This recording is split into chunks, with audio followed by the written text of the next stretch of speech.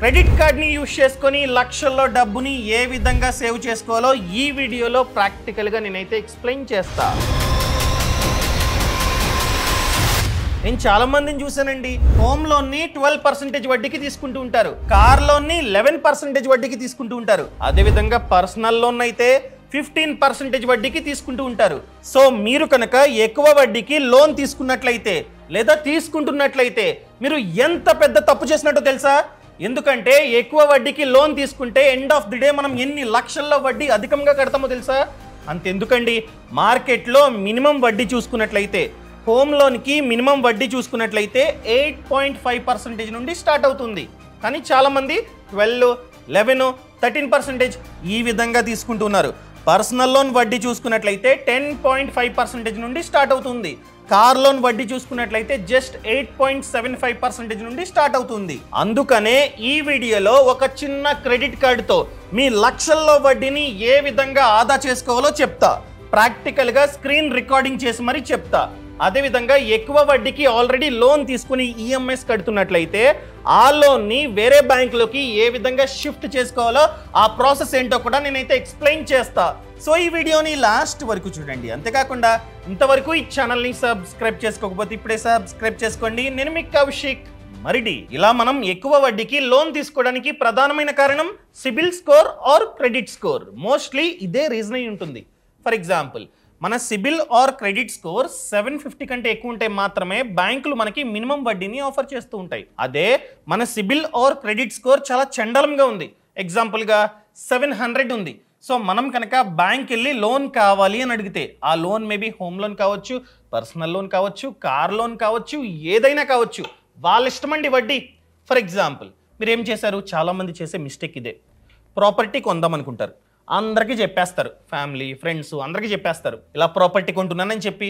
ఎగ్జాంపుల్గా తెల్లాపూర్లో మంచి ప్రాపర్టీని చూస్ చేసుకున్నారు, సో అడ్వాన్స్ కట్టేశారు, బుక్ చేసుకున్నారు. ఆ తర్వాత బ్యాంక్ వచ్చి అప్లై చేస్తారు, ఈ ప్రాపర్టీ కొంటున్నా, లోన్ని శాంక్షన్ చేయండి అని చెప్పి. ఎగ్జాంపుల్గా సిబిల్ స్కోర్ 700 ఉంది. సో బ్యాంక్ అతను చూస్తాడు, ఫస్ట్ చూసేది సిబిల్ స్కోరే. సో చూసిన తర్వాత, సార్ మీ సిబిల్ స్కోర్ బాగాలేదండి, మీకు 12%కి లోన్ ఇస్తా, కావాలా అంటాడు. మనం ఏంటి, అందరికి చెప్పేసాం, అమ్మో తీసుకోవాల్సిందని చెప్పి ఓకే అంటాం. అలా మీరు కనుక ఎక్కువ వడ్డీకి లోన్ తీసుకుంటున్నట్లయితే, ఎగ్జాంపుల్గా హోమ్ లోన్ 25 ఇయర్స్ పెట్టుకుంటే ఎంత వడ్డీ, ఎన్ని లక్షల్లో వడ్డీ అధికంగా కట్టాలో తెలుసా? మీకు ప్రాక్టికల్గా చూపిస్తారండి. ఇదిగోండి, నేను ఓపెన్ చేసా. మీరు ఎగ్జాంపుల్గా కోటి రూపాయల హోమ్ లోన్ తీసుకుంటూ ఉన్నారండి. వడ్డీ చూసుకున్నట్లయితే బ్యాంక్ అతను మీకు 12% చెప్పాడు.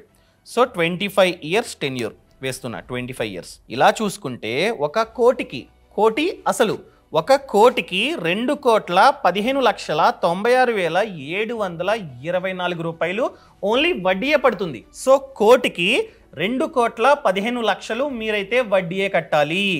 సో చూసుకోండి, ఇంత భారం మీ మీద పడుతుంది. సో అసలు వడ్డీ అంతా కలిపి 3,15,00,000 మీరైతే బ్యాంకుకి వెనక్కి కడతారు 25 ఇయర్స్లో. సో నేను చెప్పేది ఏంటంటే, కాస్త వెయిట్ చేయండి, మీ సిబిల్ స్కోర్ని పెంచుకోండి, ఆ తర్వాత మాత్రమే హోమ్ లోన్ తీసుకోండి. ఎగ్జాంపుల్గా మీ సిబిల్ స్కోర్ మంచిగా ఉంటే మీకు పడే వడ్డీ అంతా చూద్దాం. సో నేను ఇక్కడ సేమ్ డేటాని ఎంటర్ చేస్తున్నా, ₹1,00,00,000. సో బ్యాంకు మీకు 8.5%కి లోన్ని ఆఫర్ చేసింది, ఎందుకంటే మీ సిబిల్ స్కోర్ ఎక్కువ ఉంది. సో 8.5% అనుకుంటే 25 ఇయర్స్ టెన్యూర్ అనుకున్నట్లయితే, సో టోటల్గా మీకు పడే వడ్డీ చూసుకున్నట్లయితే ఎంత అండి? 1,41,00,000. కానీ ఇక్కడ చూసుకున్నట్లయితే ఎంత? 2,15,00,000. తేడా చూసారా? అంటే 74 లక్షలు, 74 lakhs. సో నేను చెప్పేది ఏంటంటే, కాస్త వెయిట్ చేయండి, వెయిట్ చేసి ఈ క్రెడిట్ స్కోర్ని పెంచుకొని ఆ తర్వాత హోమ్ లోన్కి అప్లై చేయండి. 74 లక్షలు మీకైతే వడ్డీ ఆదా అవుతుంది. మీరు అడగవచ్చు, కాస్త టైం పడుతుంది, సిబిల్ ఆర్ క్రెడిట్ స్కోర్ పెరగాలంటే టైం పడుతుంది. కానీ ఈ గ్యాప్లో ఆ స్క్వేర్ ఫీట్ ధర పెరుగుతుంది కదా అపార్ట్మెంట్ది. పర్లేదండి, తెల్లాపూర్ కాకపోతే పక్కనే కొల్లూరు ఉంది. ఇప్పుడు ఒక 5,000 నుంచి 7,000 మిడిల్లో రన్ అవుతుంది ఎస్ఎఫ్టీ. సో కాస్త వెయిట్ చేశారనుకోండి, ఈ ధర తెల్లాపూర్లో ఎంతైతే ధర ఉందో అంతే ధరకి కొల్లూరులో కొనుక్కోవచ్చు. మీకు ఒక 70 lakhs వరకు ఆదా అవుతుంది కదా. సో అంత ఆలోచించకండి. హైదరాబాద్లో చూసుకున్నట్లయితే 1,00,000 ఫ్లాట్లు ఖాళీగా ఉన్నాయి. సో నో వరీ, తెల్లాపూర్ కాకపోతే పక్కంది. లేదండి నాకు తెల్లాపూర్లోనే కావాలి అనుకున్నట్లయితే బోల్డ్ అన్ని ప్రాజెక్ట్స్ రాబోతున్నాయి. సో ఇనీషియల్ స్టేజ్లో ఒకవేళ బిల్డర్ మంచోడు అనుకోండి, ఇనీషియల్గా మీరైతే కొనుక్కోండి, తక్కువ ఉంటుంది స్క్వేర్ ఫీట్ ధర. అర్థమైందా అండి? ఇలా ప్లాన్ చేసుకోండి.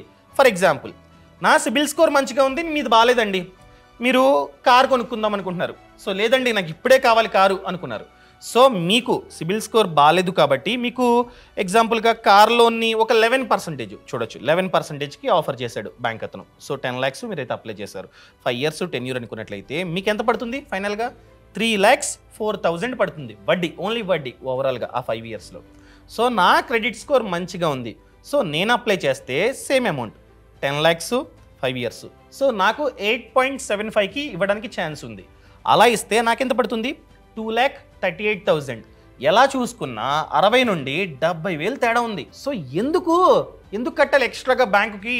వెయిట్ చేయండి. ఒక కారు కాకపోతే ఇంకో కారు ఉంటుంది, కొత్త మోడల్ వస్తూ ఉంటాయి. కాస్త వెయిట్ చేసి ఆ తర్వాత మాత్రమే తీసుకోండి. మీరు అడగొచ్చు, అంత త్వరగా మా క్రెడిట్ స్కోర్ని ఎలా పెంచుకోవాలి? ఇదిగోండి సింపుల్.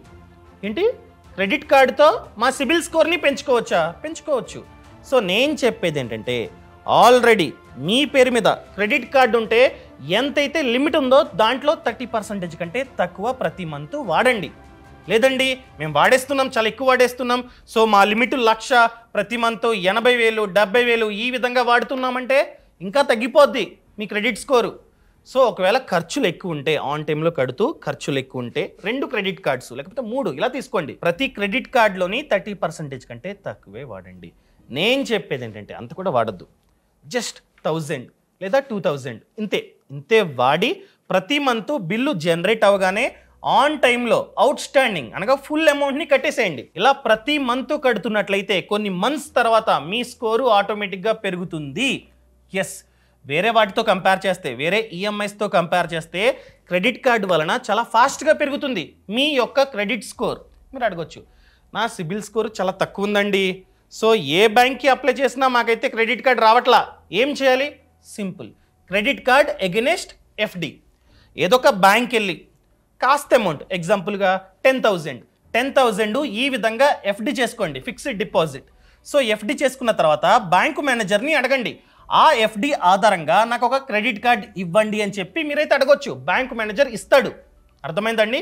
కొన్ని బ్యాంక్స్లో చూసుకున్నట్లయితే మినిమం ఎఫ్డి 1,00,000, కొన్ని బ్యాంకుల్లో 20,000, కొన్ని బ్యాంకుల్లో 30,000 ఈ విధంగా రూల్స్ అనేవి ఉన్నాయి. ఫర్ ఎగ్జాంపుల్ XYZ అనే బ్యాంక్ వెళ్ళారు, మినిమం ఎఫ్డి 10,000 అని చెప్పారు కార్డు కావాలంటే దాని ఆధారంగా. సో 10,000 మీరు కనుక ఎఫ్డి చేసుకున్నట్లయితే దాంట్లో 90% లిమిట్తో మీకైతే కార్డు వస్తుంది. సో 10,000లో 90% అంటే 9,000 లిమిట్తో మీకైతే కార్డు వస్తుంది. ప్రతి మంత్ 1,000 2,000 ఈ విధంగా యూజ్ చేసి ఆ కార్డుతో ఆన్ టైంలో కట్టండి, ఆటోమేటిక్గా పెరుగుతుంది. ఈ విధంగా క్రెడిట్ కార్డ్ ఎగెనెస్ట్ ఎఫ్డి కావాలంటే మన సిబిల్ స్కోర్ ఎంత ఉన్నా పర్లేదు, వాళ్ళు చూడరు మన క్రెడిట్ స్కోర్ని, మన ఇన్కమ్ని, దేన్ని చూడరు. ఓన్లీ మనం డబ్బుని డిపాజిట్ చేసామా లేదా అదే చూస్తాయి బ్యాంక్స్. సో దాని ఆధారంగా ఈ కార్డు మనకైతే వస్తూ ఉంటుంది.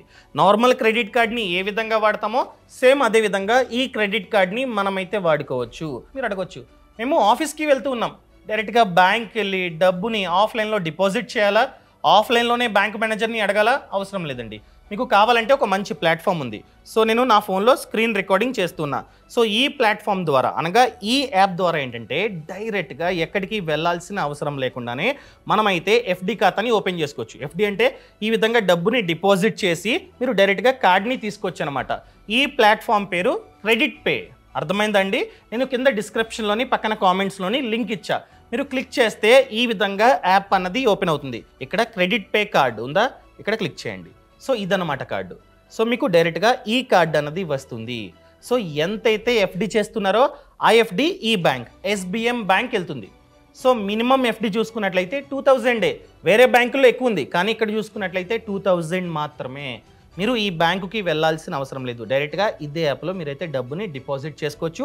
ఇదే యాప్ ద్వారా మీకైతే కార్డు వస్తుంది అనమాట, ఫిజికల్ కార్డు వస్తుంది, లేదా ఆన్లైన్లో కూడా కార్డు మీకైతే జనరేట్ అవుతుంది ఆన్ ది స్పాట్. ఇది life time free card and cash బ్యాక్లు, ఆఫర్లు మీకైతే వస్తూ ఉంటాయి. ఇదిగోండి UPI, మీరు కనుక ఈ కార్డ్ని యూజ్ చేసుకొని UPI పేమెంట్స్ చేస్తే 2% వరకు క్యాష్ బ్యాక్ మీకైతే వస్తుంది. ఆఫ్లైన్లో మీరు కనుక పేమెంట్స్ చేస్తున్నట్లయితే 3% వరకు క్యాష్ బ్యాక్ మీకైతే వస్తుంది. సో క్యాష్ బ్యాక్లతో ఏమేమి చేయొచ్చో అన్నీ ఇక్కడ రాసున్నాయి. అర్థమైందండి. ఈ క్యాష్ బ్యాక్ని యూజ్ చేసుకొని ఓచర్స్ మీద మనకైతే డిస్కౌంట్ వస్తుందన్నమాట. ఓచర్స్ మీద మనమైతే డిస్కౌంట్ని పొందొచ్చు. ఆ ప్లాట్ఫామ్స్ అన్నీ మీరైతే ఇక్కడ చూడొచ్చు. Learn more. So minimum FD చూసుకున్నట్లయితే 2000 మాత్రమే. సో 2000తో మీరైతే ఈ కార్డ్ని పొందవచ్చు.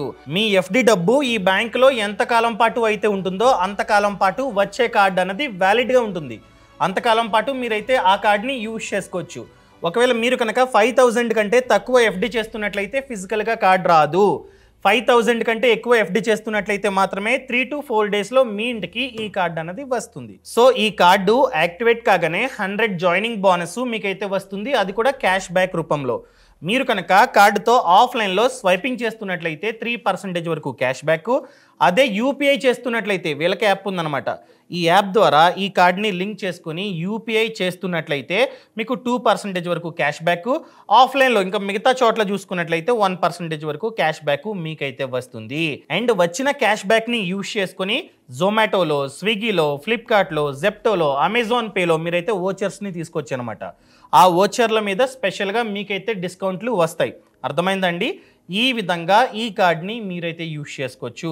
సో లింక్ కింద డిస్క్రిప్షన్లోని పక్కన కామెంట్స్లోనే ఉంది.